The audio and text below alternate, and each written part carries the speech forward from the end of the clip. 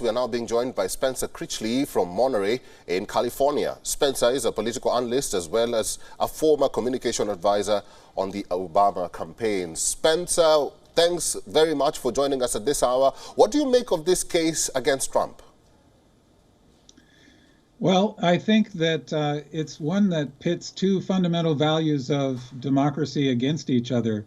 One of them is we are rightly extremely reluctant to bring legal charges against elected officials, especially very senior elected officials, because doing that is a characteristic of failed democracies and corrupt authoritarian regimes.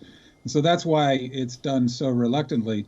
But on the other hand, another fundamental principle of democracy is the rule of law, not the rule of a single person. The rule of a single person, which is what Trump is actually pursuing, is autocracy, and it's directly opposed to democracy.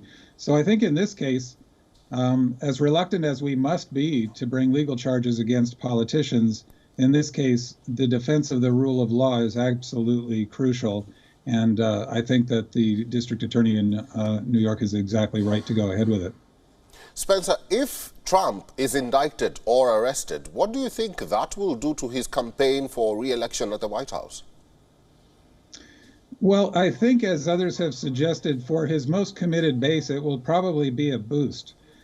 Because those folks are operating in what you might think of as a pre-modern, pre-Enlightenment world that has a lot more in common with the Middle Ages, when you would swear loyalty to your king, and whether the king might have violated some law or not was irrelevant to you because you had sworn your life to him, and he essentially was the law.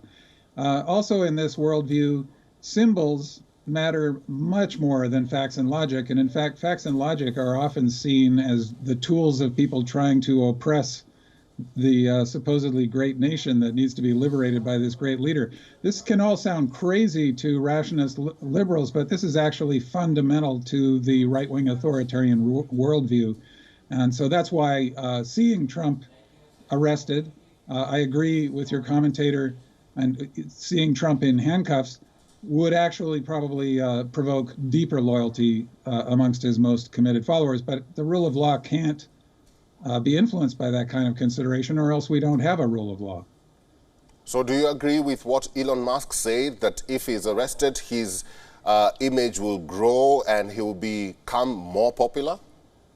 He will amongst his most committed base. But Elon Musk, as brilliant as he is in the technology and business worlds, unfortunately is suffering from a condition that's all too common amongst people who are brilliant in one field, is that they assume they're brilliant in other fields. And his political opinions are incredibly poorly informed at the level of childishness, really. So I don't think people should think Elon Musk is a reliable political commentator, as brilliant as he is, as I say, in other fields.